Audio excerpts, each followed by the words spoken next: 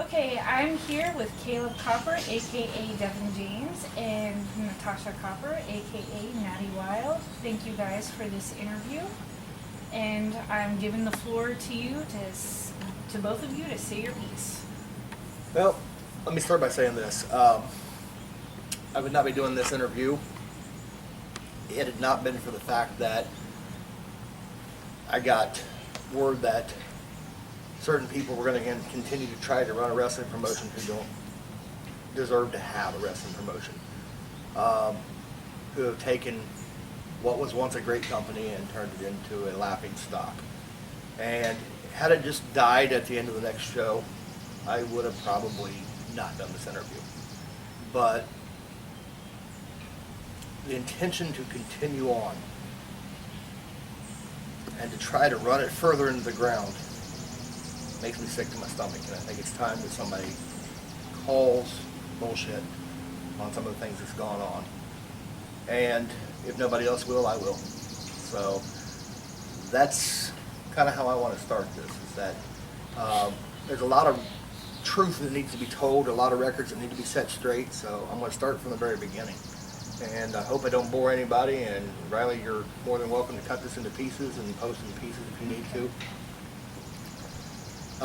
But from the very beginning, Tom Miller, aka Bull Miller, had ran the IWA since 1988. And Bull had had his ups and downs over the years, but one thing about Bull that anybody who knew the man could tell you is that Bull knew how to run a wrestling promotion. He knew how to get people through the door. He knew how to put on a show. Maybe it wasn't the type of show people today are used to seeing, but in 1988 and into the 90s, Bull's type of show was what drew crowds. Bull used to play down here in Chillicothe at the Backstage Bar, and the Backstage Bar would be packed out. 400, 500 people come into an indie show. That's something you don't see a lot of these days, that many people come into an indie show. But there's been a lot of innuendo and rumor that Bull Miller was a great man. Great promoter, I will give him. Great man, I will not. I was around during his earlier days of running the promotion. A friend of mine who is now a professional wrestler, whose name I will not mention because he is a professional wrestler with another company, started out as a referee there, and I used to go to the shows and hang out with him and hang out with Bull backstage. And I can tell you that Bull was the P.T. Barnum of the wrestling industry. He knew how to win a crowd. He knew how to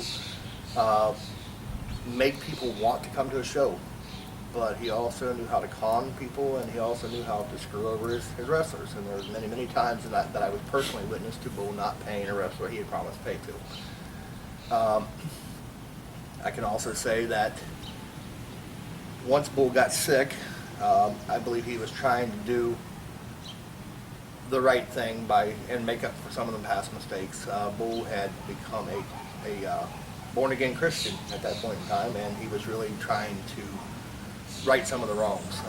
But one of the biggest mistakes he made was he aligned himself with Andrew and Brenda Mackin. Don't know the entire history there. All I know is that Andrew and Brenda were merchandise monkeys. Basically, they sold merchandise at IWA shows, and they were responsible for supplying the merchandise, and they took the profits off of that merchandise. When Bull got sick, he had asked Andrew to help him run the show, and that was what kind of led into Andrew and Brenda becoming owners of IWA. But that was not Bull's intention for them to be owners. That was not his intention at all. I believe it was April or May of last year, Bull Miller passed away. And don't get me wrong when I say this, Bull Miller was a man that I respected. He was a man that I had befriended. He used to call me Superstar all the time, which I knew was one of the biggest digs in the professional wrestling business you could get. If you're called Superstar, it means you're not thought much of. But that's what Bull used to call me. And at that point in time, I was just a sponsor for the show. My business that I had down here in Chillicothe was paying monthly to have our banner hung on the side of the ring. and to be a sponsor for the show. Now, let me kind of side note here and just say that, 30 years ago, I had been in the professional wrestling business, and due to some health issues and gaining a lot of weight, and at that point in time I weighed 370 pounds, I can no longer wrestle. I could not get in the ring and wrestle anymore. And honestly, now that I've lost the weight and my health is better, I can get in the ring and wrestle, but I'm probably too old to be doing it. But I had been in professional wrestling, and I'd always had a dream of getting back involved with professional wrestling in some way.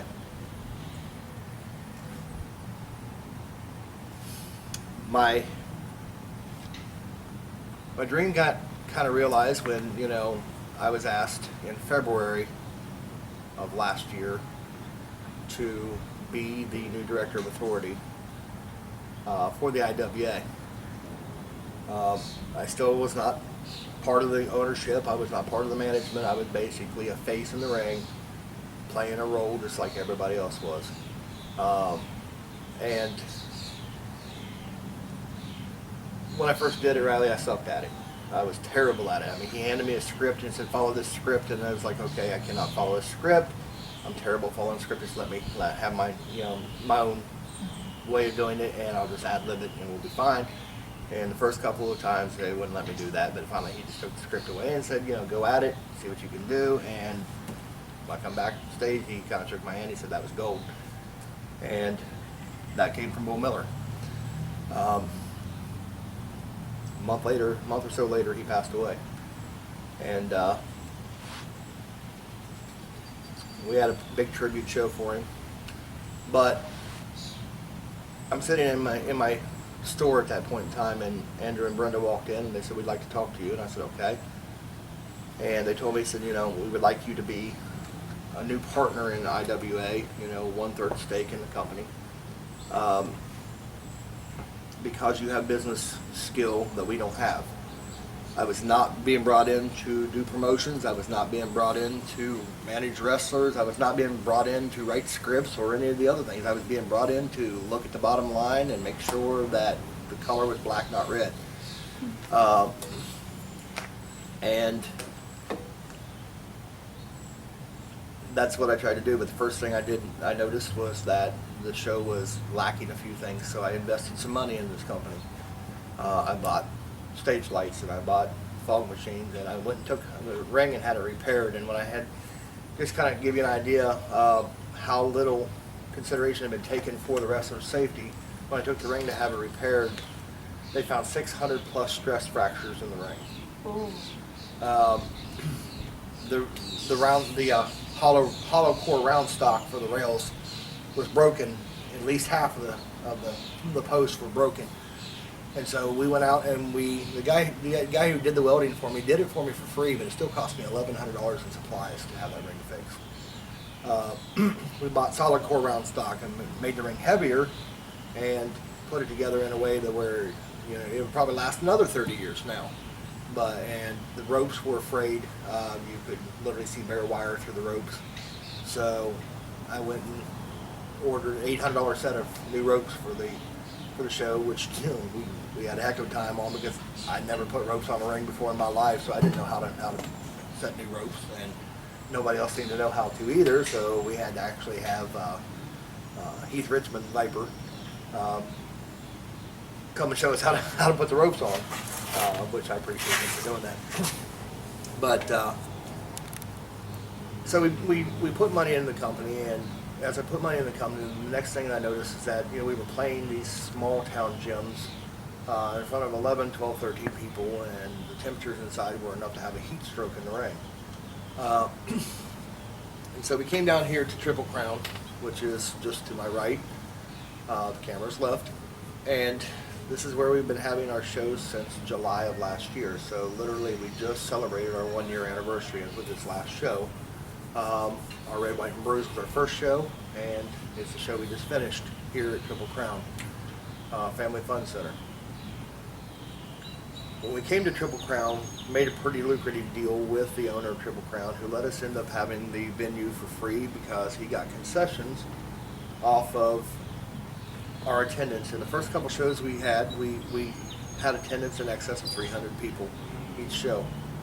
But there were some things that began to happen, and I'd been told a story. And the story I had been told was that Bull had left the IWA to Brenda and Andrew.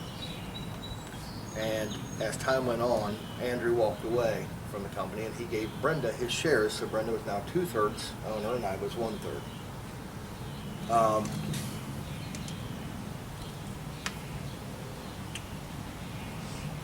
I trusted Andrew, I trusted Brenda, but about a month after Andrew walked away, I got a phone call, and it was from an attorney. And the attorney asked me, he said, you know, there was a GoFundMe page that was set up to pay for Bull Miller's funeral. And there's an outstanding balance on his funeral, and we need that money from the GoFundMe page. So I went to Brenda and I asked Brenda about the GoFundMe page, and I got told she would check into it, and she needed to talk to Andrew about it. About 2 weeks later, I asked again. When I asked the second time, I got told that the new United States Championship and the new World Championship that are still being used in the shows were purchased with the GoFundMe money that was supposed to pay for Bull's funeral. And that had been done by Andrew, but Brenda claimed that she had no knowledge of it, and I called bullshit then, I'm calling bullshit now. You can't be married to somebody and know those belts came in and know there was no money for them and not ask the question, how did you pay for it? Exactly. So that was done with the money that was set aside to pay for Bull's funeral. That one wrestler in particular had donated $500 of his own money to that fund. Those belts, I can tell you, if you've never seen them yet, please look. They are laser etched belts, which I can buy online for $99 a piece, so I know full well that that was not where all the money went. I got told when I asked for about the rest of the money that it was used to rent a U-Haul to haul the ring in.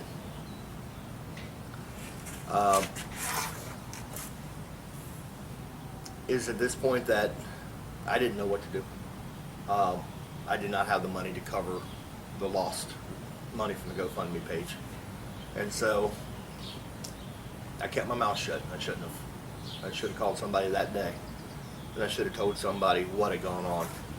And let the chips fall where they may, because quite frankly, you know, I don't know legally whether that's tantamount to embezzlement or not, but I think it's got to be pretty close. So, honestly, one or both of them should have ended up in jail over that. And I should have let it happen. But I shielded both of them and I protected them, and I tried to make it right in my own way and failed miserably at that. But that started an investigation on my part, and it took about 4 months of actually investigating for me to come to a conclusion of what had gone on, and then another 2 to 3 months to figure out what to do about it. All along there had been a battle going on between Brenda and Andrew Mackin and a fellow by the name of Maniac Mark Bryant, okay, who was representing Connie Baker. Connie Baker was Bull's former girlfriend, and Mark was Bull's best friend. I had been told, hate Mark Bryant. Do not talk to Mark Bryant. Do not talk to Connie. All they're going to do is fill your head full of lies. Now I realize the reason that they did not want me to talk to Mark Bryant is because Mark Bryant was going to give me information that would shed light on what really happened to the IWA. So, after investigating and trying to find Bull's actual will, I had no luck at that, and I got a message from Mark Bryant one day, just out of the blue. And the message, I remember this implicitly, the message that Mark sent me was, "So I hear you want to kick my ass." And I said, "No, I never said that, but I'm game." And he messaged back and said, "I have no desire to fight you. I would rather have a conversation with you." So Mark and I met and we had a conversation, and it was at this point in time that Bull's will was exposed to me, and it clearly stated that Andrew and Brenda could help run the shows, but they were not to have anything to do with ownership of the IWA. It also clearly stated that any revenue that was made from the shows had to be split with Connie.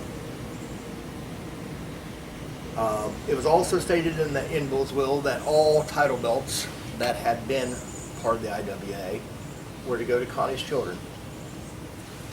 And that if the Mackins continued to run the IWA, that they had to give Connie half of whatever was taken in. None of that ever happened until recently. Now, I'm going subject by subject here, so if you see me jumping around the timeline, you'll understand why. Recently, I took all the title belts that were originally part of the IWA, and I took them and I returned them to Mr. Bryant and to Connie, so that Bull's will could be honored. I had invested a good bit of money in this ring, and I talked to them and asked them what it would take to own the ring. And we worked out a deal between us that would allow me to purchase the ring, and I now own that ring with a bill of sale from Connie Baker. That bill of sale is in your car. If you'd like to get it so I can show the camera.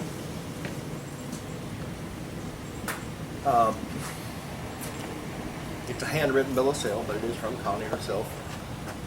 I think it's on the back of an envelope, to be honest with you. But so I buried that hatchet with Mark and Connie, which stopped a lawsuit, by the way. There was a lawsuit pending against the IWA and all of its owners from Connie and Mark. And quite frankly, had named me and at that time my business in the lawsuit because, well, when you align yourself with rats and snakes, I guess you get thought of as being a rat or a snake. So the biggest thing that I wanted to do was to clear this mess up, and here's the handwritten bill of sale from Connie Baker for the ring that is currently being used in the IWA.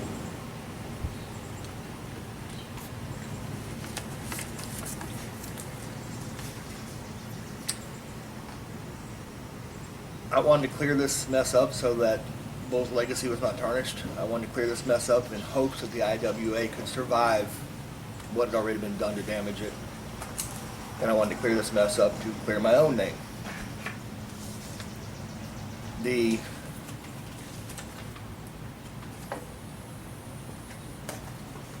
toughest thing that I ever had to do was to go back to Brenda and tell her that I'd seen the will. I had seen what Bull's true intention was. And she began to cry and tell me that she had no knowledge of it, that she had not, that she'd been lied to by Andrew the entire time. And I'm not known for being gullible. Usually I'm pretty good at reading people, but on that day I was gullible. I believed her. And as time went on, I began to see that she definitely knew, had known the entire time, and that there was way more involved than what I knew, and that I had gotten in bed with two people who literally had no right to be doing what they were doing, and that I had taken part ownership in a company that had no right to exist at that point in time. Lots of good people left this company. Lots of good wrestlers left this company because of what happened with Bull's estate. I don't want to go into detail or to mention names, but one of them was at our last show. Came back to wrestle in the Battle Royal. He comes back once a year in memory of Bull. But you'll never see him inside of an IWA ring any other time because he is not okay with what happened. Can I interrupt with Sure. one question? Now, is that why a couple of the favorites have left IWA? Yeah, it has been two for sure of the fan favorites. One of them, probably the most hated heel we ever had, and probably also the most infamous face we ever had, are both gone because of that.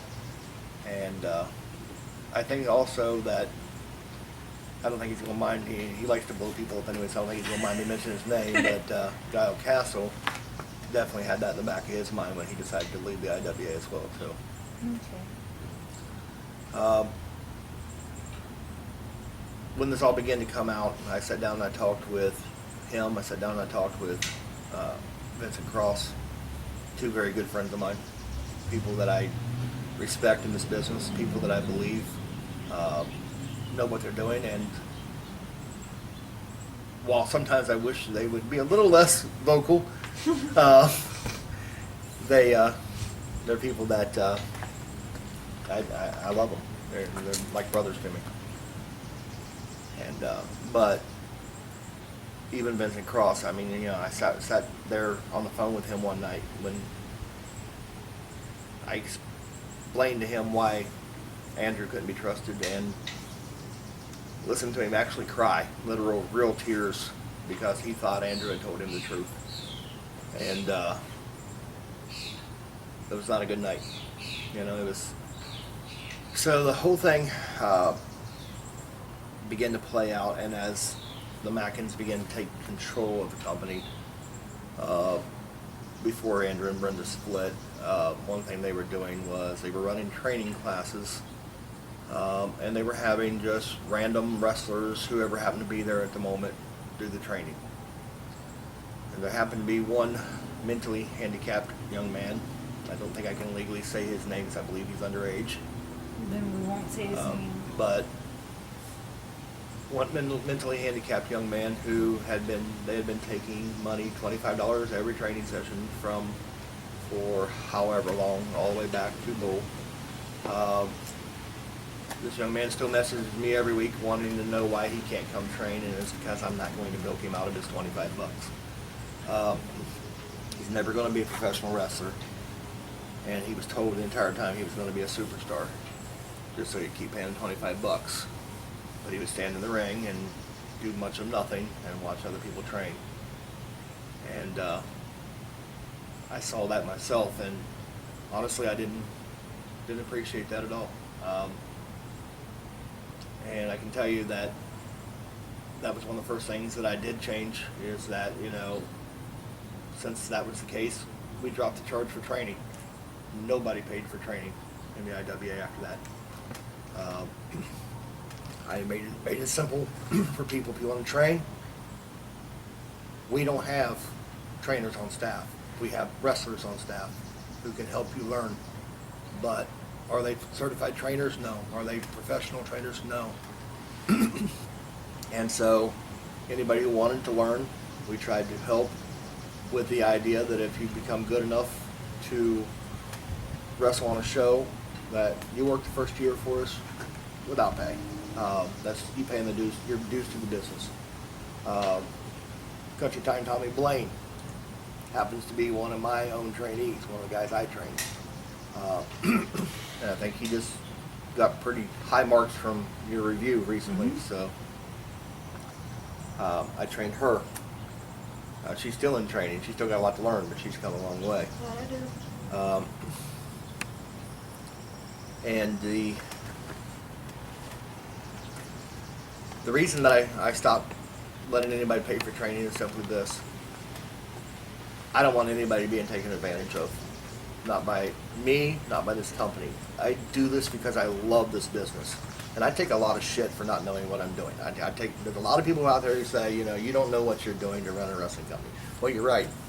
I don't. I've learned it all by the seat of my pants. I went with it and found out what didn't work a million times so that I could find little things that do work.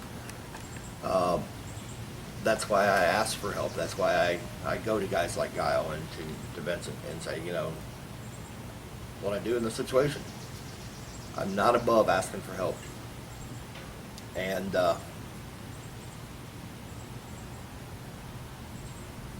nobody's wrong when they say, you know, you don't know how to run a wrestling company. No, I never run a wrestling company before in my life.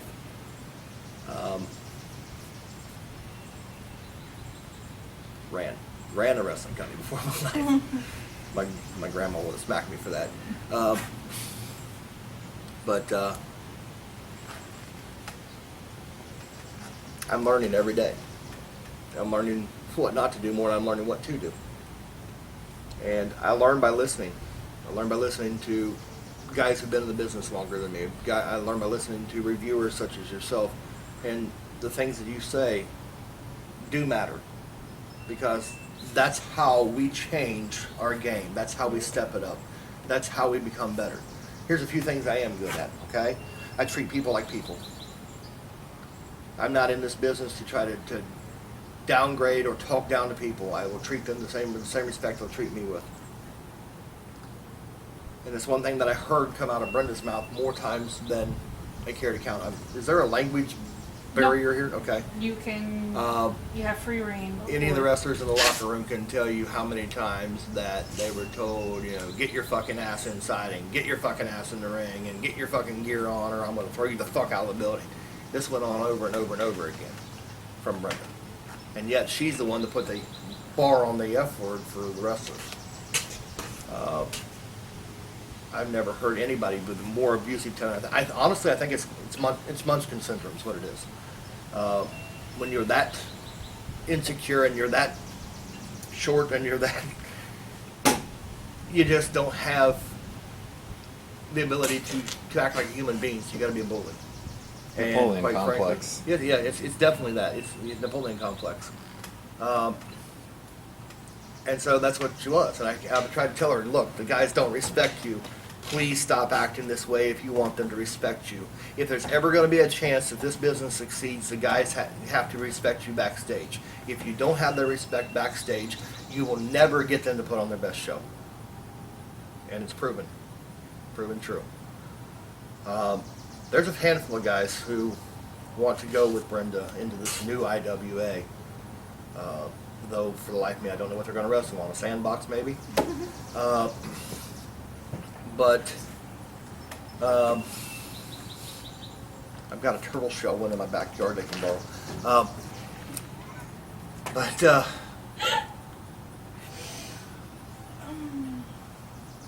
95% of the guys in that locker room not only do not want to go with her, they don't want to be associated with her. And a big portion of them, I'm not saying it's blow my own horn, a big portion of them have told me, and I could name names, but I won't. A big portion of them told me that they're only there because I'm there. And if I ever leave, they're gone. And I believe them. Matter of fact, I had one guy that when he found out that Andrew had left, had literally walked right up to my face and said, I quit. And I thought, wait a second. Why are you quitting? He said, I'm not working for Brenda. Okay, well, you work for me. Well, yeah, I didn't know you were part of this. I said, that's because it's been kept closed mouth until now. But yes, I am. And yeah, I'll work for you. He's still here with us, Matter of fact, he's one of my most trusted associates in this business. A man that I don't believe would ever stick a knife in my back. And I will mention his name. That's David Wright. That's very true. I trust that man implicitly. I know a lot of people don't like him, but I do. He's got a big heart and a big mouth, but but he tries really hard to do the right thing, and he tries to be an honest, upstanding guy. But he's one of the people who could not stand Brenda, could not stand anything to do with her. Had more heat with her than anybody in the locker room, probably. Actually, yeah, he's told me a couple of things at a show, and I'm not going to go into detail for that because I respect him, because he's always one of the ones who are like, have you got the review up? And I'm like, no, not yet. I was like, I'm still working on how I want to word it, because what I do is I give you guys constructive criticism. It's not bullying for those in the back who keep saying I'm a bully. Right. And that's the last time I'm going to speak of that. But, and it just, because I want you guys to succeed, and I want you to improve, and I want you to keep going, because I can tell that you're passionate about wrestling. Absolutely. You help us when you give us constructive criticism. It helps us get better. Right. It's not like I'm sitting there going, you know, oh, let me just like destroy them, you know. It's like, no, let me help you so you can build, you know, be better. Exactly. I don't think that it should be a bad thing for somebody to say get some training. That's not, to me, a bad thing. You know, to say you're not at the top of your game, you need to continue your training, is not a bad thing. And anybody who really loves this business wants to be at the top of their game. Yep. They want to go out there every time and put on the best show they can, because at the end of the night, it doesn't matter who won and who lost. It matters, did the fans react? Yep. Did the fans like what they saw? That's what matters. That's why I continue to train. So Well, I get better. even when you get to the professional level, they're constantly training as well. They're Yep. never done. Yeah. There's always room for improvement, and you know that's why Triple H has created the Performance Center and the NXT brand to, you know, take them to the next level. And you know, it's just, I don't think it's fair that you're getting all the heat for IWA, and I'm gonna be completely biased when I say that. I don't think it's right that you're taking all the heat for this. I will say this. I have allowed myself to stay aligned with the wrong people for far too long, so some of that heat is mine. And I will own that. And so some of the guys who have been brutal with me, I can honestly say thank you. Because even if you meant it in the wrong way, I still took what you said and tried to improve and tried to do the right thing. And that's why I'm doing this video right now, is because I want to do the right thing. So there is still so much more to say.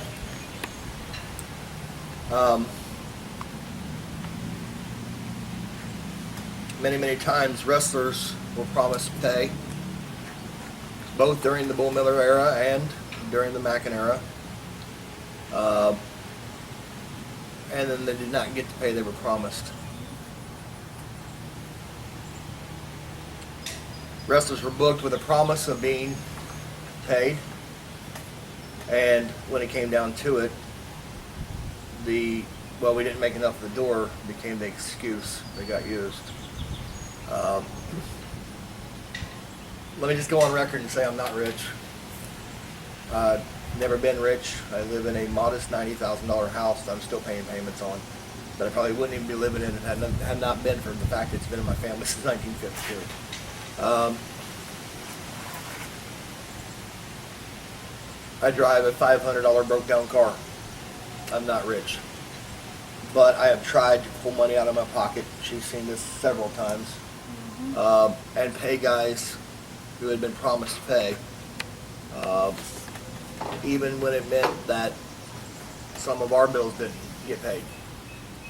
But I've come to a point where that's come to a stop too, because the idea behind this is that if you're getting paid to come in, you're putting butts in seats. And if you're putting butts in seats, you're worth what you're being paid. This last show we had a attendance of what? A paid attendance of 11, 12? At the most. That's a joke in the wrestling business as a whole, let alone being independent. 11 or 12 paid attendance. But many times we've had more paid attendance than what we knew, because money was received at the door and pocketed long before it ever made it to the backstage area.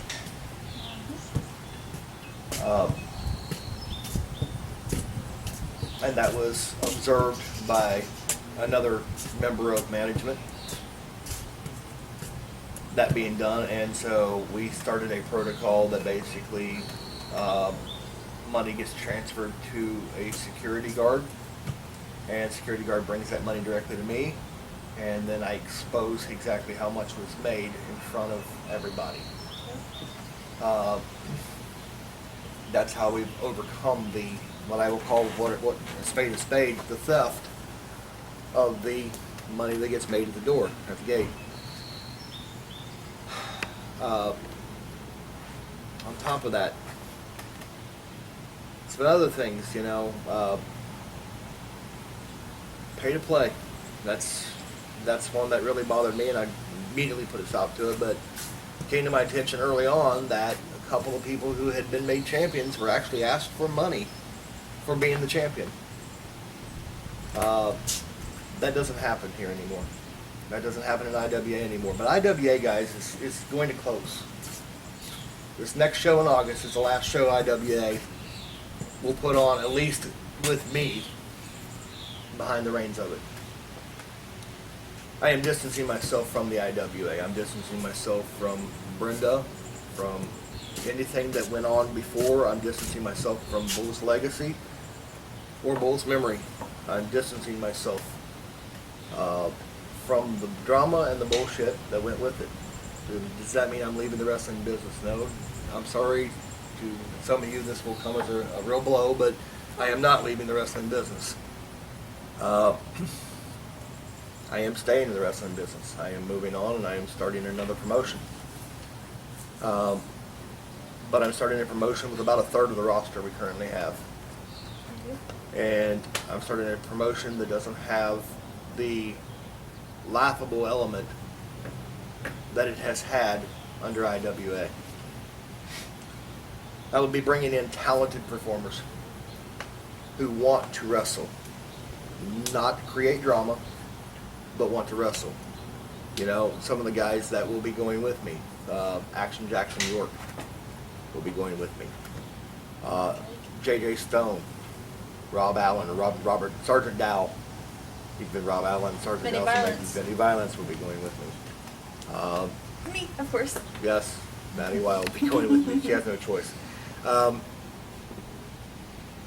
And many others. But there are some really talented wrestlers on the roster that lack credibility in other ways, and I don't believe they can draw, and they will not be going with me.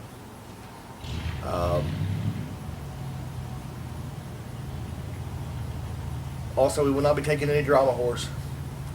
If you're in it because you like the drama of it, sorry, I don't need you.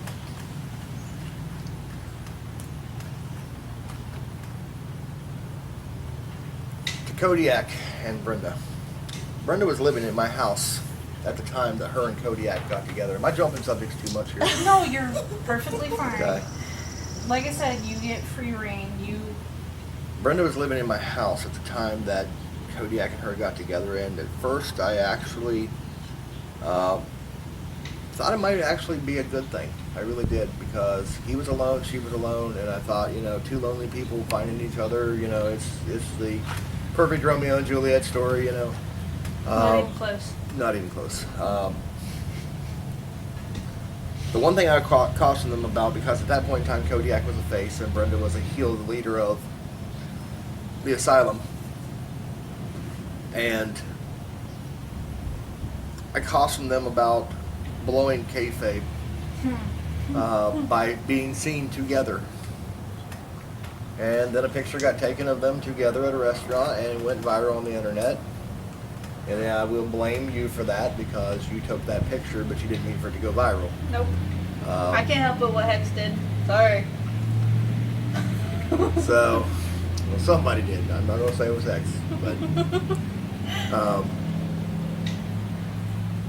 but the picture went viral, and so we had to write a storyline around Kodiak turning heel. The worst thing we ever did for Kodiak's career was, well, second worst thing that was ever done for Kodiak's career was turning him heel. The worst thing that was ever done for Kodiak's career was ever knowing Brenda existed. Because Kodiak was green, and he was young, but he was talented and he had a lot of promise. He was doing things that a lot of guys had stepped up to show him, and he was listening. I don't give one individual much credit, but you know, J.D. Blaze was responsible for teaching Kodiak a whole chain of moves that was really working for him, including, you know, a running knee lift that would have been his go-to, but he got talked into dropping that because it was too, what was the word, too lightweight for him. They said it didn't look tough enough. So he went to a few seminars, and that, you know, they went to together, and Jay Miller tried to help him. Jay Miller, I love him to death, but Jay didn't help Kodiak hurt him. Because Jay thought by introducing him to all these big time stars like Justin Credible and stuff like that, that would help Kodiak. What it did was confused him, and he began to think it was all about his gimmick and not about his actual wrestling talent. And so he spent a lot of time working on a gimmick that he still doesn't have, and not much time working on his skill in the ring. And it's shown for the last 4 or 5 months how much time he doesn't spend. Sad to say, I watched the video 100 times, and I can honestly say that the best match Kodiak's had in the last 4 or 5 months was the match we just put on, and that's sad, you know, because that was not a good match, but it was the best of you know, that would go in the best of Kodiak volume, because it really is one of his better ones. The kid's got promise. He still could be somebody, but he's got to shed the dead weight. Got a manager who can come to the ring with you, but do nothing while you're out there. She can hit people, but she can't take a shot. She wants to blame her fibromyalgia, which I understand is a real thing, for the reason why she can't take a shot. But if you can't take a shot, Don't give one. don't give them. You know. Exactly. She honestly makes him a lot worse than he ever was, and her management skills are non-existent. They just don't exist. She was a ring announcer before. She did just fine as a ring announcer. She should have stayed a ring announcer. Becoming a wrestling manager may have been a dream of hers, but either you got it or you don't, and she just don't. She's hurt his career, and she's hurt the careers of a lot of other people, and right now she's hurting the careers of people who are defending what's going on. Some of the guys that I actually have respect for, and sad to say, are defending the lack of ability to wrestle and the lack of ability to manage. One thing I can honestly say is that when we come home from a match, I don't let her get any rest. I will look at her and tell her everything she did wrong in that match. Yep. You know? And there have been many times that I've reduced her to tears by telling her what she's done wrong. But she still needs to hear it. Yep. You know? If I don't hear it, I'll know that I won't fix it. I do not go around telling her how great she is if she didn't do great. And that's what happens a lot of times between Brendan and Kodiak. Lady M and Kodiak. Is that she builds him up to think he's a monster in the ring. He's not. It's not the first time it's happened. We've seen this several times before. And there's been other talents that have been ruined by being associated with IWA, being associated with Brenda Mackin. And she's got her name changed back to Mick, but they're not divorced, so it's still Mackin legally. And quite frankly, we've lost a lot of great talent because they can no longer continue to work under the circumstances that we were providing for them. And I say we because I was a part of that. Is that what caused the mass exodus in May? Yes. That and the fact that there was quite a number of people that I found out after the show did not get paid that were promised pay. What she offered. And I will extend an offer to every one of them that if you left because you didn't get paid that night, contact me. I'll make sure we make it right. There's been great talent in this company. This company has produced great talent. There's WWE stars that have come out of this company.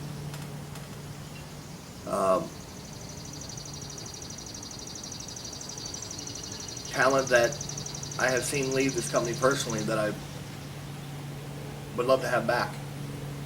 I've seen Viper leave. I've seen Bobby Brown leave. Mike Sarkis left. The Kings of Chaos left. I've seen Guile Castle leave, Vincent Cross leave.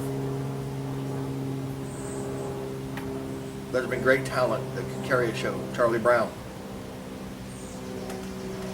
Lennox Norris. Great talent that can carry a show are no longer here because they want to work for a circus, and that's what it has become. I can assure everybody that when the new company is up and running, it's not going to be like this. It's not going to be a circus. We're going to put on quality matches. And probably not as many of them. I'm looking at cards that are maybe 5 or 6 matches a card rather than 8 and 9. Because quality over quantity. Some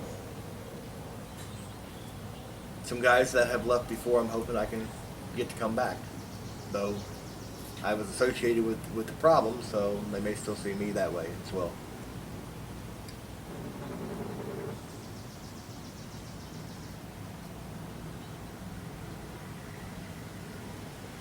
What else did I have on my list there to talk about? I'm drawing a blank now. Okay. Hold on 1 second. Okay. The stolen door. We covered that with the Oh, okay. The gate. the gate money that was taken, and it happened 3 or 4 shows in a row, and the other partner had come and questioned why that was going on, and he began to watch and began to see why it was going on. There's something else I can add to it that's not on the list. I originally said that I was a third partner in this business, and that Brenda had 2/3 of the company, but I was paying for everything. And so when Tim Estep was asked to be a partner, he was asked by Brenda to be a partner, and she came to me and she did consult me about it. She said, "Can we offer him partnership in the business?" And I said, "Yes." Because he does a lot when it comes to setting up the ring and stuff like that. He takes care of the ring, takes care of security. So yeah, we can offer him a small partnership. And so she said, "I'd like to offer him 20%. And I said, "Okay. How's that coming out?" And she said, "Well, it's coming out of your shares." I said, "So what you're trying to tell me is you want to give him 20% of my 33%, leaving me with 13% and making me the minority shareholder in the company." She said, "Yeah." I said, "Well, let me tell you how it's going to work. Starting right now, you and I are 50-50 partners. And each of us are going to give him 10%. So it's going to be 40% you, 40% me, and 20% him. And if that's not the case, I walk. And with me walks my wallet." And she reluctantly agreed to that. So we brought Tim in to be a partner, but the need to be the big boss, be in charge, has always been up here for Brenda. She wants to be the person who runs the show, but how can you run the show if you're almost never present at the show? And 2 shows ago, 3 shows ago, and don't get me wrong, I'm not heartless, okay? I understand people have depression. I understand I have depression. I understand people have anxiety issues. I understand people can even be suicidal, okay? I've dealt with that myself. But when you're outside of a show that you're supposed to be the boss of, in the car with a knife, holding it to your wrist, and you got people running into the show to get me, "Hey, Brenda's about to slice her wrist open," and I don't know how I'm supposed to respond other than how I did. So basically I went to the car and looked at her and said, "If you're going to cut this way, not this way," and handed her the knife back. I'm not here to baby people, and that's a professional show. You're going to do that shit, do it somewhere else, There, you're supposed to be in charge. And if you can't be in charge, how is it that you think you're entitled to the power? If you're not a beacon of hope for everybody who's in that locker room, "Hey, Brenda's got this." How do they go out there and put on their best show? How do they know you got their back? One of the things that I've noticed, and I get mugged when I go to the shows. I get there about 2 o'clock on Saturday, and I get mugged because everybody wants 5 minutes of my time. Why is that, though? Because Brenda doesn't have it as you do. Because I treat them with respect. And I will try to solve their problem no matter what the problem is. If they don't come to you, they come to me. And it's sad because Brenda complains, "Well, why don't they ever come to me?" Because they don't trust you. They don't believe in you. They don't believe in what your vision is for this company. And I've tried to, how many times have I sat her down and told her that? Multiple times. They don't believe in your vision for this company. And so, about 3 weeks ago, Tasha and I were on our way to go and spend the weekend with Vinny and Daisy. Very close personal friendship between us and Vinny and Daisy. She refers to them as her aunt and uncle. We were on our way, and Brenda messaged me and said, I want to talk to you, and I don't want Tasha here. And I said, well, she's coming with me, so quite frankly, if you want to talk to me, we've got to go right through Lancaster, and we'll stop on the way, but Tasha will be with me. Well, I don't want Tasha here. One hand shut and the other, see which one fills up the quickest. She's coming with me, and I'm not going to make a detour 45 minutes out of the way to go talk to you. So I asked Tasha if she would go to Wendy's, and I dropped her off at Wendy's, and I went next door to Dairy Queen, where I met with Brenda. And Brenda opened the conversation by saying, I want the ring. Again, my answer was one hand shut in the other, and see which one fills up the quickest, because you're not getting the ring. Well, I have blood, sweat, and tears invested in that ring. You do? I've never seen your fat ass in it. If you got blood, sweat, and tears invested in it, you have never taken a bump, you've never taken a shot, you show me your blood, sweat, and tears. Because to me, blood, sweat, and tears means my money, my time, my ass goes in that ring. If there's something that needs to be shown to a young guy or a young girl in that ring, and no one else is showing them, I'm getting in there and showing it to them. If there's a spot on the card that nobody's going to fill up, and even if I'm not scheduled to wrestle that night, I'll go out there and give the best I've got. I'm 46 years old, and I probably shouldn't be setting foot in the ring at this age. But I'll still go out there and give the best shot I got. And it may not be great, but I would give my blood, sweat, and tears to this business. Because I do love this business. I do have a passion for this business. And to me, when you have a passion for something, you give everything you are, everything you got to it. And I don't see that from Brenda. This last show, this Red, White, and Bruce show we just did, and this is another expose, we ran illegally. There was no permit for that show because Brenda was supposed to get it and did not. Right. $100. $100 for a permit. It's not the end of the world, guys. $100, you know, pick up the phone more than a day ahead of time and tell me you got the money for it. I'll pay for it myself. $100 for the permit. I get told on Friday we don't have a permit for the show. I've got wrestlers already booked to show up. People already in town getting hotel rooms. Yeah, I went ahead with the show. Did I take a big risk? Yeah, I took a big risk. Because if the OAC had found that out, we'd been in jail. I don't like running illegal shows.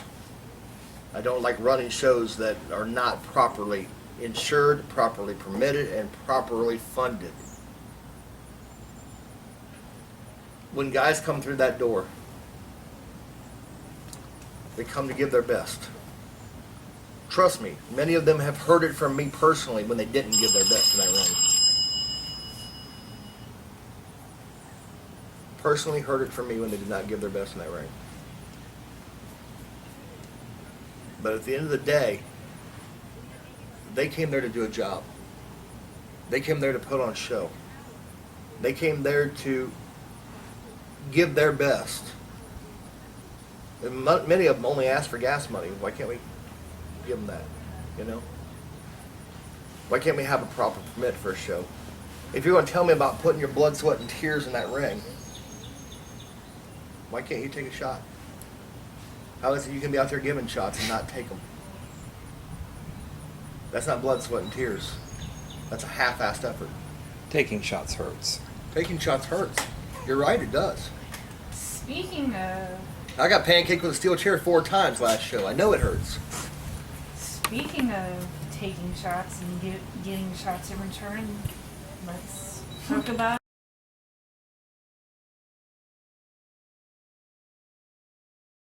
Alright, so speaking of shots and taking shots, let's talk to Natty Wild about what happened at Red, White, and Bruised. Well, first off, while Kodiak and Devin James were wrestling, me and Lady M were outside the ring. Well, she gave me a shot. I called a shot. She did it unexpectedly, and I dislocated my shoulder, which kind of upset me, which really pissed me off. So I kind of shook my shoulder at it, let it go for the first time. And then I slapped her. I slapped her pretty hard, I will admit. Yeah. I pissed her off. She got in my face like 3 times over Daisy, over Kodiak and Devin James. Go into Which one? the Daisy situation. Daisy was coming out to show off the belt she won last show. It was supposed to be a tease to. Just a tease to Yeah. Kodiak and this Lady M. And Brennan, Lady M got mad, got in my face over it. So I had to nonchalantly tell Daisy to leave the area because Lady M was mad. And then after that, Brenda, Lady M, kind of got upset, and her and I started having a slapping war. I slapped her pretty hard. I will admit. Everybody thinks it was a closed fist, but it wasn't. Looked like a closed fist to It me. was open-handed. So she swapped back with me, back and forth. The 2 hits that she hit me with busted my eardrum. Busted my eardrum, out of concussion. I got a little upset, a little mad, and when I seen him getting handcuffed, I kind of blacked out. I went all ham. I knocked her glasses off, supposedly. Her and I got into it. She got a black eye. Black eye and bruised shoulder, wasn't it? Well, the shoulder was probably. Shoulder wasn't me. Yeah. It was but, my brother, CJ Wild. He kind of, The black eye and the busted jaw was yours. yeah, I busted her jaw and blacked her eye. Because I was up close for some of that, and I remember I was like writing notes on my little notepad, and I heard you shriek, and I like looked I up. was pretty pissed off. Yeah. It was all she wrote. After seeing him getting handcuffed and seeing them as an enemy, I went completely dark mode. Like, I didn't know where I was, what I was doing. I was just pissed. So I went after her, slapped her, knocked her glasses off, and that was the end of it. Her mother did show up. We started brawling, Yeah. and I got dragged back by Vinny Violence. Once security got them separated, her mother did show up outside, and there was still battle going on outside, but her mother did show up and take her off to stands there. But Brenda's brother got involved in the contest and tried to put his hands on her, and I basically told him, you Yep. know, if you touch her, it'll be the last thing you ever touch in your life. Then he got in Connor's face. Yep, him and Connor had words because Brenda couldn't take a shot. And so I got in between that, and then Connor kind of got in between me and him again. And eventually, you know, Connor still had a match to do, so I backed him all the way out to the parking lot, and he ripped his shirt off of his chest, and he, you know, Vinny went down there as well, and Vinny's like, you know, dude, you don't want to square off with this man. And I'm like, no. If he wants to square off with me, let him clear his pockets out. We'll square off. And I looked him right down and I said, I'll tell you right now, this ain't a wrestling match. This is a shoot. You take a swing, you better make it count. Because I'm going to make mine count. And he come back with some cheesy ass line like, I respect my elders, so I'm not going to hit you. And so at that point, I just left him in the parking lot and I walked away. Yeah, it continued outside for quite a while, to the point where we honestly thought we was going to have to call the police. Yeah, it was So- pretty bad. Like, I was still blacked out by the time I reached outside. And I started realizing where I was. I started asking, I was like, what happened? What did I do? Well, I started freaking out. I was like, oh. while I don't condone angry fighting like that, I did put Brenda on notice if she ever touches my kid again in anger, it'll be the last thing she ever touches, you know? I ended up with a busted eardrum and concussion. Yeah, because I heard the screaming, and I was asking everybody, I was like, what was going on? And they were like, nothing, don't worry about it. And I'm like, okay, I know there's a story Yeah, there. it was still Yeah, getting ugly I blacked backstage. out. So, but unfortunately, I came to the dance a little bit late because by the time I got out there, they were already separating everything up, you know. But Vinny Violence grabbed me and put me in. Oh, he legitly hugged me and dragged me backwards. I honestly, I started crying and I was bawling. I was trying my best to keep kayfabe, and with all this going on, I mean, and this is one thing I will give Kodiak some credit on. Kodiak's over there in the corner, getting ready to bust a concrete block on Junk. the boys, and he leans down and whispers in my ear, the girls are really fighting, and I'm like, let them fight. So we just kept on with the storyline. But like I told him, they'll work it out, you know. And I guess they kind of did work it out. So I slapped the shit out of her. no, it's still there. Trust me. Well, at least I blocked her eye and gave her busted But jaw. the idea of I don't condone it. Okay. So She got what she deserved. I'll give you that, but it was unprofessional on her part as an owner, and it was unprofessional on your part And as I told you I as took that. I know. Well, But you gotta give me some kind of leeway because I blocked out over you. I do. She handled it better than I would have. She handled it better than I probably would have, but She's lucky I didn't hear the baseball bat. You don't know how bad I wanted to do but how long has that been building up? Quite a while. This has been going on for quite a while. Was it last show before this one that Which one? she Oh, it was when she got me with the kendo stick 3 times. When Daisy came out, Yeah, got me with the She kendo called me stick a 3 bitch. times. Then when Daisy come out and knocked her on her ass, she called Tasha a bitch. Right there in I front said of I'd a get- 5-year-old's I got- birthday party. I got you. You know, Oh, so that's the show I wasn't at, but I had seen all the. Mhm. Okay, I saw the back and forth about the lady saying family friendly my butt and how. Brenda called me a bitch. I said, "You get yours." Well, she did. I still feel like it's not completely done, but all in reality, she's not worth my time. I want to focus on my career and not worry about people like that. She's trying to get in my way, and that's not gonna happen. I can agree with that. But this had been building for quite a while. It's kind of been a silent personal vendetta from Brenda towards Tasha since November. Mainly because about the time Tasha came into the company, Brenda also started her management career, and basically one of the two of them was going to steal the spotlight, and it wasn't Brenda, you know? Okay, little bit vain there, are we? Sorry, it's the truth. So Everybody that- loves Natty Wild, so it's okay. out of character now, okay? But yeah, this has been going on for quite a while. It's been going on about 8 9 months, and ever since this all started, it's been a constant battle because there's been this love-hate relationship between her and Brenda. And Brenda's so passive-aggressive towards Tasha that I expected this to happen earlier than it did, to be honest with you. Tasha lets a lot of stuff go, but I think that night she'd had all she could take.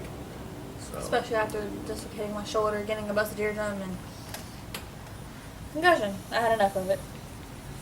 But you know, let's focus back in on the Daisy situation. You know, Daisy, that was part of the script. It was scripted out for Daisy to come out. It was scripted out for Daisy to, you know, tease Kodiak with the title. You know, you're out here with Devin James and you couldn't even beat a woman. That was the whole design there. You know what I'm saying? And Lady M blamed her entire episode, everything she did that night on Daisy. No, Really? she blamed it on an anxiety attack. If your anxiety is that bad that you can't see your boy toy getting his ass kicked in the ring and not realize that it's a wrestling match, not a shoot, maybe you just need to stay backstage. You know? She repeatedly So- kept telling me, "She's not leaving. I'm not leaving him. I'm not leaving him." I said, "It's just a freaking match. Calm yourself." Because I couldn't understand why she wanted Daisy out of there so bad. Because I knew Daisy had to be out there for a reason. I'm going to answer that question for you because I got told what it was. What was it? She thought that we had planned a shoot on her and Kodiak. Oh. she really thought that that I was beating the hell out of Kodiak in the ring for real, and that Tasha and Daisy were out there to beat the hell out of her. That is paranoia at its finest. Mm-hmm. Because even Kodiak went to her after the show and said, every move he did, we called right there in the ring. You know? There was not one move done out there that we weren't communicating with each other. I know I'm breaking kayfabe to say that, but that's how a wrestling match is planned out. You communicate with the person you're in the ring with. Even the baseball shot to his stomach was even called. Yep. The one she gave Tommy. She let him know ahead of time she was going to. I said, pay attention, and I shot him the ball. Yep. It's didn't even talk to Kodiak about me shooting up the ball that. Yep. Twice. Everything was scripted out. It was planned out. It was all played. And a lot of what we did in the ring was played by ear, but it was played by ear verbally between me and him. There was no shoot.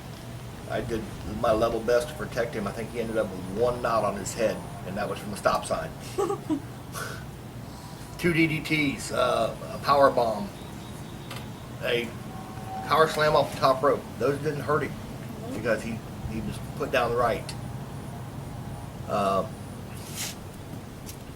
Told me after the match, he said, I didn't even feel the DDTs. Of course you didn't, because my arm felt them. Last second, when you come off of the DDT, you slide that arm down so that your arm takes the damage, not the head. The only person who got hurt in that match was me, to be honest with you. Broken wrist. Yeah. And you don't hear me sitting here whining and crying about it. Nope. But going, I know that we've kind of deviated from the topic a little bit, but going back to it, after I made everything right with Mark and Connie and tried to get the IWA back on the right track, the one thing I know about business is when you told me I can use this word, so when you fuck somebody over, you've got 90 days maximum to make that right. In any business, I don't care what business you're in, when you realize that you have done the wrong thing and that it has affected your business, you have 90 days to make it right. After that, that's set in stone. You can never live down that legacy. It's any business, it's a proven fact. It took 9 months to find out the truth. And by the time I found out the truth, no matter what I did, it wasn't enough. It wasn't enough to fix what people knew about the IWA. And so when people put us on trash bag, yeah, they're right. We should be on trash bag because we're a trash bag company right now. When people, make fun of the IWA, they're right. The IWA has done a lot of shitty things. Put on a lot of shitty matches and a lot of shitty storylines because there was shitty ownership. There were shitty people doing shitty things at shitty times to try to get over. But the whole way along they were lying about whether they even had the right to own the company or not. So the reason I'm leaving IWA is because even after I bought the ring and stuff, yeah, I'm taking those with me, I bought them. But I don't feel like I have a right to own that name anymore. I got brought in as a partner to 2 people who didn't have the right to have it. And if they don't have the right to have it, I don't have the right to have it.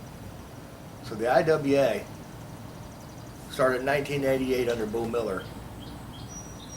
There's a legacy that should have died with Bull Miller.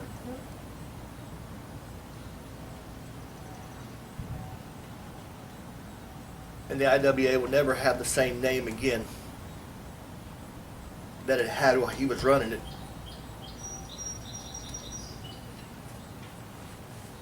Because we allowed it to be fucked up.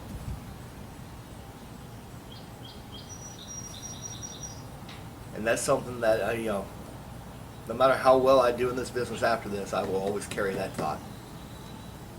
That I was a part of letting that legacy, a 30-year legacy, at one point in time the oldest, well it still is, the oldest independent wrestling company in the state of Ohio. That had a legacy of producing wrestlers that went on to make a name for themselves, that they're known worldwide. I had a hand in letting that die. I had a hand in not keeping that legacy alive. Now I move on. I'm not taking Bull Miller with me to the new company. I'm not taking Brenda Mackin with me to the new company. I'm not taking Kodiak with me to the new company. But I am going to take some guilt with me to the new company. Because this should have been different. This should have been something that Bull could have been proud of. It's not. Bull Miller's been gone for what, 15 months now? I think so, yeah. At 15 months, we've done nothing but destroy what he built for 30 years. And I'm not going to be part of it any longer. So August is the last show for the IWA, and I didn't ask anybody else's opinion. When I said it's getting shut down, I was told, no, it's not getting shut down. I said, yes, it is getting shut down because you don't have a ring. I own the ring. I'm taking the ring, I'm taking the lights, I'm taking the fog. I'm taking the wrestlers. If you all want to play tiddlywinks in front of a crowd of $10 a pop, go ahead. But do you really want to continue to destroy something that you've set in motion for so long? A path of destruction of what was once a great company. I don't know how long you've been following the independent circuit, Riley. Since November of last year. Okay. IWA had a name. When people talked about wrestling, they talked about WWE, they talked about WCW, they talked about Ring of Honor, they talked about New Japan, they talked about Lucha Underground, and they talked about the IWA. So many people had come out of the IWA that went on to these bigger companies.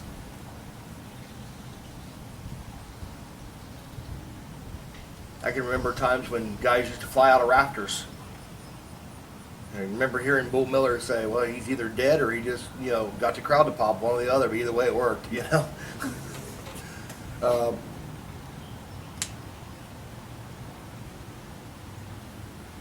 But it's like I tell the trainees, you get in that ring. If that's not the only thing on your mind, get out of the ring. Yep. It's a constant reminder all the time I'm in there. If you're in there because you think it's going to make you rich, if you're in there because you think it's going to make you famous, if you're in there because you think it's going to make you popular, get out of my ring. Because it's not about you. It's not about the wrestlers. It's about the fans. And if the fans don't like what you're doing, no matter how good you are, you're not going to go anywhere. Right. And we've got some great talent in the IWA. Some really great talent. Brandon Skinner, that's great talent. JJ Stone, great talent. Jackson York, great talent. But they're not going to go anywhere inside of this company because the fans don't like what we're doing anymore. I don't know. That ladder one. That ladder match was great, but it's a one-off.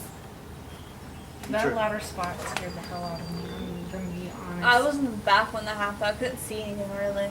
I got to watch it from behind the curtain, and it was freaking awesome. Because I got a close-up of it, and I was like... And then when he landed and they crashed through the table, I was like, oh, they both did.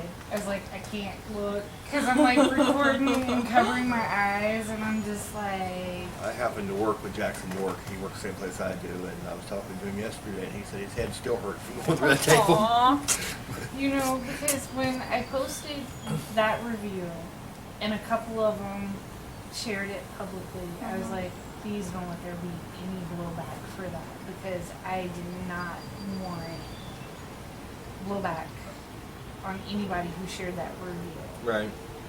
And because Connor Cross was the first one to share it and was like, thank you for the honest and awesome review. Right. And then Jackson York, and I was like, oh, y'all are gonna make somebody mad. And then No, he did. and then, and it was not my intention to cause any blowback. I wanted to give y'all honest feedback, because I'm not doing a service if I'm lying to you and blowing smoke up your No. ass. You're not. Because a few people have told me, be honest in your reviews and we'll respect you. But the minute you lie to us, you're out of the family. Right. And so I kind of view wrestling as like a little mob family, you know. Sure. You have to mind your P's and Q's, and you have to be honest. Yeah. If you fuck up, you fuck up. Exactly. May want to pause for a minute. Let's talk about the backstage politics and the mass exodus. A couple months ago, we had several people quit. I actually literally commented on the page, "Let the mass exodus begin," because I could see what was getting ready to happen, and it was quite a few people leaving that during that time. David Day, Joker Wild, Vincent Cross. Guile kind of had come back a little bit, and then he was back out again. There was several others that left, but those are some of the bigger names that left us during that time. And it was all due to backstage politics. It was either, some stupid rules, man. Just stupid rules. Okay, nobody in that ring is under the age of 18. Okay. If you're under the age of 18, you don't wrestle for me anyway, because I'm not going to let some kid get hurt out there. So, nobody in that ring was under the age of 18, but these, rules, it started off with $1 for every time you say fuck. And then basically it went from that to 10 push-ups every time you say fuck. And I understand Triple Crown's got a policy, no use of the F word in their, in their building, period. Okay, cool.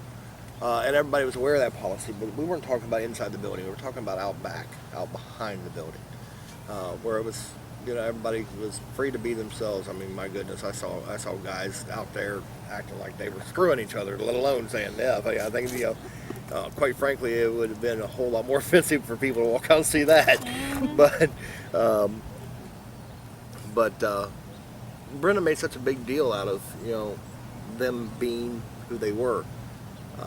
But yet, she can call Tasha a bitch in the ring, and she can, say the F word, and, I think you caught it on camera this last show, her giving Tasha a tongue lashing to make a sailor blush over Daisy, And also, I caught her making homophobic comments about Jay Miller during his last match. Really?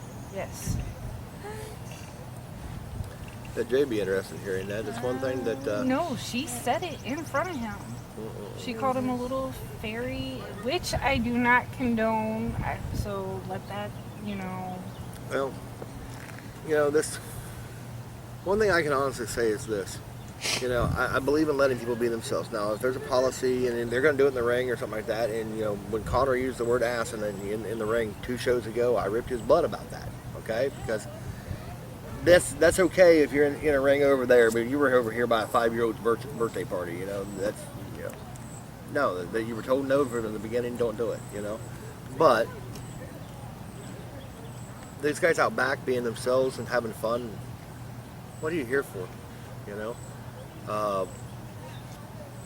Brenda earned the nickname the Warden. That's what the guys were calling her, the Warden. Because they weren't allowed to be themselves, and I can remember when we first started running shows before her and Kodiak started seeing each other. We had a event out here where we had a car show and everything to go with the show that night, and we had music out here playing, and guys were in there setting the ring up, and Kodiak was out here, and he said, "What the fuck?" And Brenda come off this table right here and went after him. Now here's the irony of it, okay? She followed him all the way in the building, had a hold of his ear the entire time. Had a hold of his ear the entire time, and she was going, "You don't fucking say fuck." God.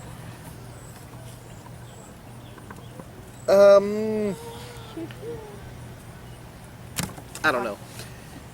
But the idea behind it is, the backstage politics. People being told they were going to get paid, and then, wait until the show's over, and then tell them, "Oh, by the way, there's no money to pay you." Well, you let them wrestle. You let them get out there and wrestle. There was a show 4 or 5 months ago where I did not have the money to pay a bunch of wrestlers, and I let them know a week ahead of time. Look, if you're coming to get paid, don't come. because I don't have the money this week. They still you know? showed up. They still showed up. They had enough respect for me to show up. This is on us. But you don't tell people that just went out and performed and busted their ass and tore up muscles and broke bones and everything else. Oh, by the way, we're not even covering your gas tonight after we promised you we would.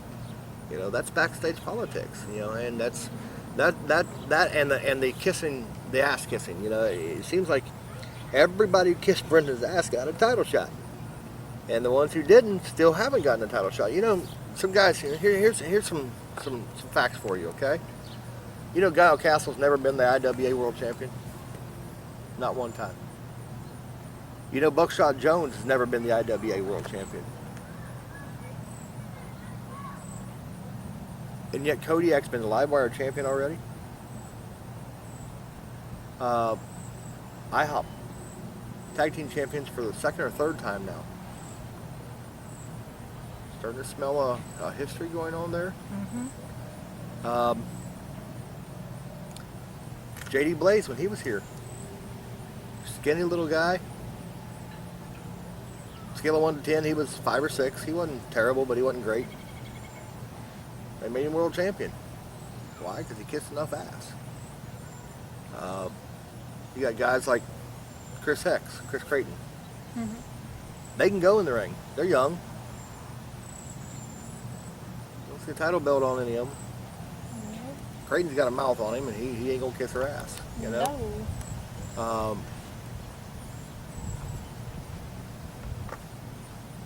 Guys like Buckshot, they deserve that title shot. They deserve to hold a title like that, to have that prestige. Guys like Guile, they deserve to have that. Vincent Cross, I don't believe, has ever been world champion here. Mm-mm. And Vincent Cross carried this show for a long time. Charlie Brown finally won a world championship, but it took him 5, 6, 7 years before they finally put a strap on him. Then they let it stay on him 2 months, and it was gone. I understand that, and I know I'm breaking kayfabe all over the place here, but that strap is a prop, okay? But it's also prestige. It says I made it. Yep. I made it to the top of my game. I'm at the top of the pile. That's why I can't wait to. And the idea behind being world champion, even if it's just for one show, it means something to these guys. And I don't believe in a glass ceiling. I think that everybody should have an equal opportunity to win that strap. And if you put on hella good matches and you're not being put in contention for that strap, and yet shit truck wrestlers are out there getting straps all the time, sorry, but that doesn't look right. It doesn't feel right. And to me, it's not how you run the business. I'm not going to put a strap on some green guy who's been in the ring 3 times, but I'm also not going to deny some guy who's busted his ass every show, come in, drove 3 hours away, 4 hours away, to come in every show for no pay and put on the best match you can. That guy's walking around with no strap on, been here 3 or 4 years. What's the problem? We got guys, I kid you not, we got guys who show up 15 minutes before their match and leave 15 minutes after their match. They don't care about anybody else's match. They came in for theirs. They don't help tear down the ring. They don't help set up the ring. They don't help with anything. And those guys get belts and pay. What about the ones who stick around? What about the ones who... Mason Alexander, good example of somebody who has never asked for a dime, okay? Shows up for his shows, and when the show's over, he stays until the ring is torn down. Helps tear down the ring every time. Mm-hmm. Last show, I walked over to him and I handed him a $20 bill. I said, it ain't much, but it's something to say thank you. Because guys like that deserve that, Jackson York. You know the story behind Jackson York? Mm-hmm. Jackson York, he's trained by Cody Hawk, but that's not what makes him a great man. He took a whole team of kids and taught them how to wrestle and took them to state free of charge. That's what makes him a great man. That, in my eyes, makes him worthy of that cruiserweight title. Mm-hmm. Not to mention he can really go in the ring. He really can. But I look for qualities in the guys that is outside of wrestling. You know, not just what you do in the ring. It's how you wrestle. It's how you work the crowd. It's how you do your promos. But it's also how you live your life. You know. I don't want a champion who I got to worry about whether or not he's going to be high the next time he walks through the door. And I don't want a champion who thinks he's God's gift to wrestling because he's got a strap on. Okay, strap on. I said strap on. A belt. A belt on. But Belt around his waist. there you go. Belt around his waist.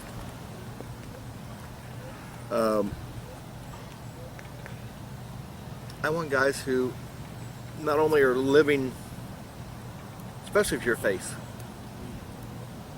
If you're holding that title, there's little kids out in that crowd that are looking up to you. They see you out here in public doing shit that you shouldn't be doing. Your image has to mean something to you. And if it doesn't, you're in the wrong business. And I'm sorry, but if I can look at nothing else and say this is the only reason I can say this, Brenda doesn't belong in this business because she is not a good person in or out of the ring. What you see in the ring is what you get outside the ring too. She's two-faced, she's backstabbing, she's conniving. She's not trustworthy. But she's not trustworthy. And I know that sounds like I'm shooting on her, and I really am. I'm not gonna lie about it. I am shooting I on her. told you you have free reign to say whatever you have to say. I'm shooting on the whole situation. Bad part about it is this, and I told Kodiak this day before yesterday. I messaged him.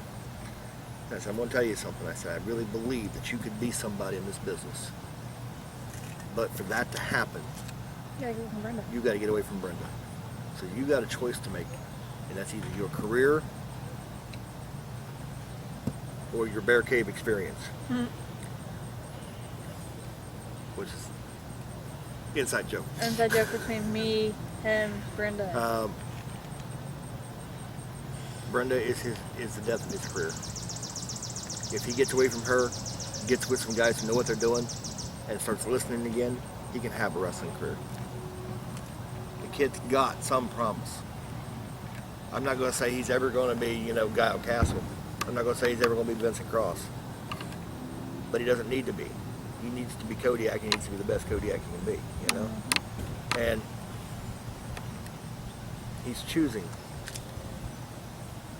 sorry for lack of a better word, to be pussy whipped. I never met a bear that growls so loud, who's beat down so bad, is what Kodiak is,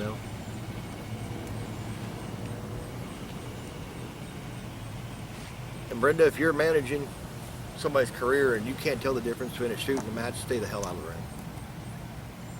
You just ain't got no business there. Especially when it gets more freaking concussion. The idea behind what I'm doing here is this. So I'm not doing this video to hurt anybody. I'm doing this video to expose the truth. And if the truth hurts, then it should. You should feel the repercussions of your actions. God knows I feel the repercussions of my actions. The things that I have not done right in this business, I feel the repercussions of them. Thomas Edison, there's a story about Thomas Edison that his lab caught on fire. And somebody was standing there watching it with his son, and his son said, what a shame that you've lost years and years and years of research. There's over 2,000 ideas you had there. He looked at me and goes, that's not a shame. It's not a shame that it's all burning up. His son said, why do you say that? And he said, well, it's because of this. He said, that was 2,000 ways not to do it. And now I get a fresh start. I've learned about 2,000 ways not to do this. Now I get a fresh start. Was everybody that's going to watch this video going to give me a fresh start? No. There's still going to be people that are going to run their mouth. There's still going to be people that are going to have bad things to say about Caleb Copper. There's going to be people that have bad things to say about Devin James, and that's fine. You're welcome to say them. Proof's going to be in the pudding. When you come to an Evolution Pro show, you're going to come to a show you want to see, a show you want to pay money for. Will it be perfect from day one? Probably not. But it's going to constantly be evolving. And that's why the name is Evolution. It's constantly evolving and constantly getting better. better talent, better show, better performance. Every time you come through those doors, you should expect better than what you saw last time. My goal is one thing. Take good talent, let them put on the best show they can put on, and go as far as they can go. And if that means that they use Evolution Pro as a stepping stone to get them to the WWE or to Ring of Honor, then that's great. Because that's what the indie circuit's supposed to be about. Be a stepping stone for good, talented athletes who don't have an agenda other than to wrestle. They're not in it for the drama, they're not in it for the money, they're not in it for, personal glory. They're in it to wrestle because they love to wrestle. They're in it because they love to entertain those fans. I guarantee you, everybody in the WWE that books new talent, everybody in Ring of Honor that books new talent, they're not looking for the guy who can shine the brightest, they're looking for the guy who loves the business the most.